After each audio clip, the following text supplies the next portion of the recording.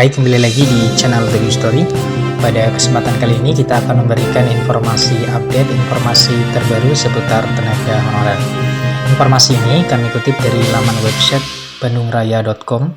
Informasinya yaitu siaran pers terbaru PKN 180.308 tenaga honorer akan segera diangkat menjadi P3K tanpa tes.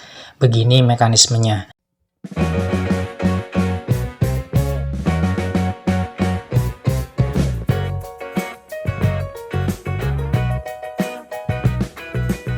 Simak informasinya baik-baik. Lengkong.ayo.bandung.com, pengangkatan P3K paruh waktu akan segera dilakukan oleh Menpan RB Rini Widiantini. Adapun aturan resmi yang mengatur secara rinci terkait kriteria tenaga honorer yang akan diangkat menjadi P3K paruh waktu telah dirilis, yaitu Kemenpan RB nomor 16 tahun 2025. Dalam aturan tersebut, pengangkatan P3K paruh waktu hanya akan dilakukan kepada tenaga honorer yang memenuhi kriteria.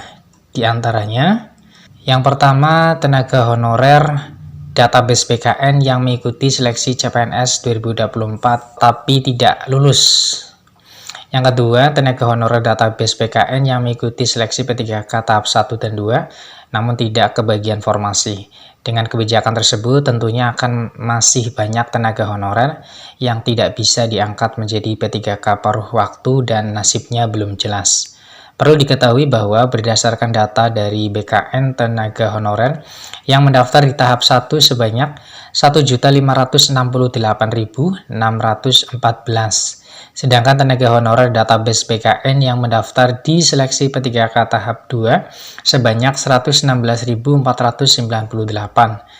Apabila jumlah total tenaga honorer database BKN sebanyak 1.789.051, maka dapat diketahui sebanyak 180.308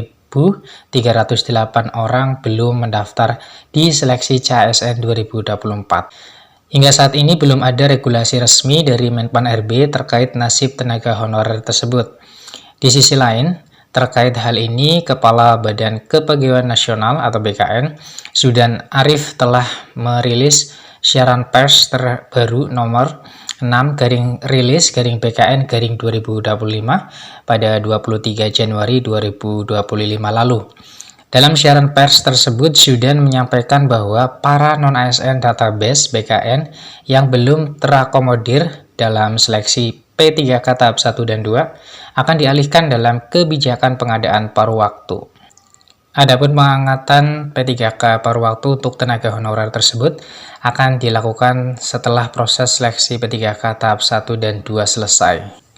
Pada lain sisi, keputusan BKN untuk mengangkat tenaga honorer yang tidak mendaftar pada seleksi CASN 2024 menjadi P3K paruh waktu tanpa tes tersebut dianggap menyalahi Undang-Undang ASN 2023.